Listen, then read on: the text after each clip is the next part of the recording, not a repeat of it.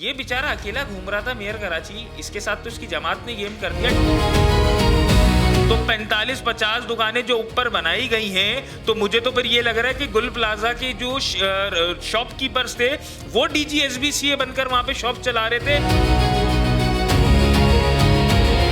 तो वो तो इनके घर की अकाउंटेबिलिटी वो वाली करता है कि कितने की रिकवरी हो रही है, वो अकाउंटेबिलिटी चेक एंड बैलेंस रखो। पब्लिक के पैसा कहां लग रहा है उसकी अकाउंटेबिलिटी जनाब नहीं हो।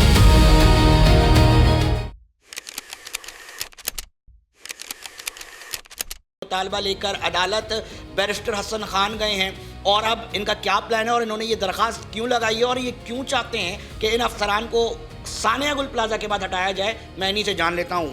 बहुत शुक्रिया टाइम देने के लिए। बताइएगा ज़रा मेरे व्यूअर्स को क्यों अदालत गए। अली भाई, अदालत के अलावा हमारे पास रास्ता क्या है? यहाँ पर इंतज़ामी मामला फेल है। चंद लोगों ने अपनी कंपनी बनाया हुआ है कराची को। आप बताएं ना, कमिश्नर कराची का क्या काम है? कमिश्नर कराची बता दें। कमिश्नर कराची, डिप्टी कमिश्नर, ये लोग डिस्ट्रिक्ट्स और कराची या जो भी इनकी जो डोमेन होती है उसके हेड होते हैं। हेड का काम रेवेन्यू से लेके, वेलफेयर से लेके, पब्लिक सेफ्टी से लेके तमाम चीज़ें, कोई डेंजरस बिल्डिंग्स हो, हैजर्ड्स कंप्लेंट्स हो, वो सब एंटरटेन करना इनकी जिम्मेदारी है।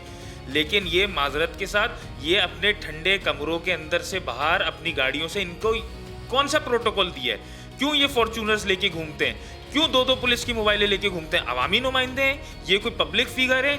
ये लोग एक नाकाम फिगर हैं। ये अवाम के कहते हैं पब्लिक सर्वेंट है। ये कौन से पब्लिक सर्वेंट नहीं, माजरत के साथ सिर्फ सूबा सिंध में ऑफिसर का लफ्ज यूज होता है। पूरी दुनिया में पब्लिक सर्वेंट कहा जाता है। ये कहते हैं हम सरकारी अफसर हैं और अब तो नया लकब मिल गया इनको, सरकारी बाबू। मैं ये भी चाहूँगा बैरिस्टर हसन ये भी बताएं ना कि सिंध बिल्डिंग कंट्रोल अथॉरिटी ने तो कह दिया है कि जनाब हमसे नक्शा जो है वो पास कराया गया था, मगर लगाया कुछ और है, बनाया कुछ और है, मजीद दुकानें जो हैं वो निकाल ली हैं। तो ये अंधे थे?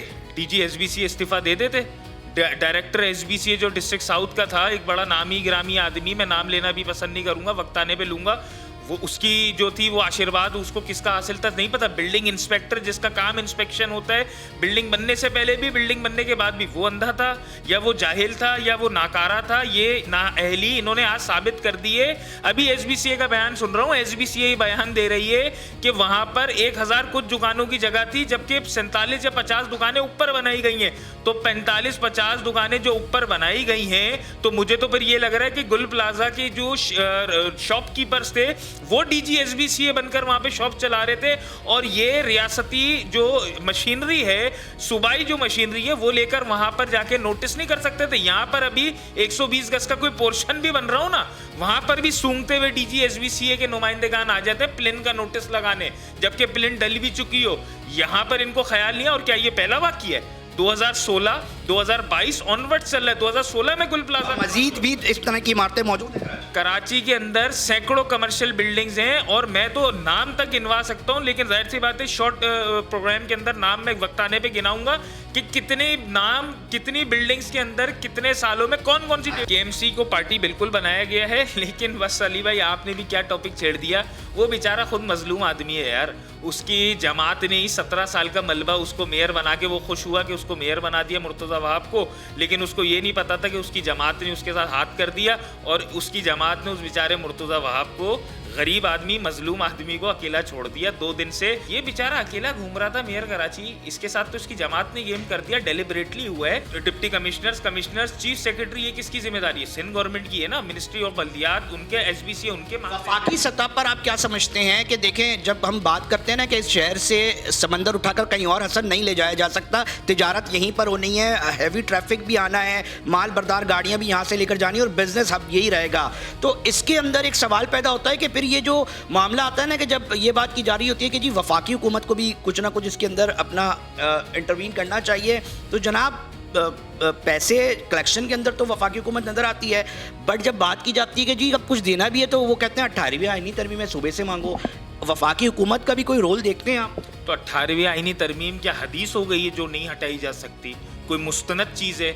जब जरदारी साहब खुद बैठ के कहते हैं कि ये जो एग्रीमेंट है ये कोई हदीस या कोई आयत नहीं होते कि जो बदल नहीं सकते, तो 18वीं तरमीम रोल बैक नहीं हो सकती। लेकिन मेरा मुतालबा ये है कि अगर 18वीं तरमीम आपको रोक रही है तो आईन में आर्टिकल 149 दिया है ना, 149 के तहत फेडरल अपनी डायरेक्टिव्स दे सकता है। इंटरनल डिस्टर्बेंस, ये आईन कहता है इंटरनल डिस्टर्बेंस हो, कोई अनार्की की सूरत पैदा हो रही तो हो रही है ना भाई, वरना आप फेडरल चैम्बर ऑफ कॉमर्स के अकाउंट के अंदर एक कोलैबोरेशन जैसे पब्लिक प्राइवेट पार्टनरशिप का ड्रामा लगाया हुआ सिंध गवर्नमेंट ने। वफाक एक पार्टनरशिप इनके साथ करे जो इनके अकाउंट में पैसे दें और मॉनिटरिंग करें। नैब मॉनिटरिंग नहीं करे, उनके नुमाइंदगान सब जगह के हों, लेकिन कराची क्राइसिस कमीशन बनाकर सबसे पहले तो इन तमाम चीज़ों की आपको अकाउंटेबिलिटी करनी पड़ेगी। 149 के तहत वफाक के कंट्रोल में कराची को लेना होगा और कराची का जो बजट है जो वफाक से देते हैं एनएफसी, जो एनएफसी मिलता है और पीएफसी नहीं होता, वो एनएफसी अब डायरेक्ट कोई ऐसी 28वीं तरमीम आ रही है ना उसमें निकालें आप और डायरेक्ट इस तरीके से लाएं कि जैसे मुशर्रफ साहब के टाइम पे केएमसी के अकाउंट में डायरेक्ट पैसे आते थे।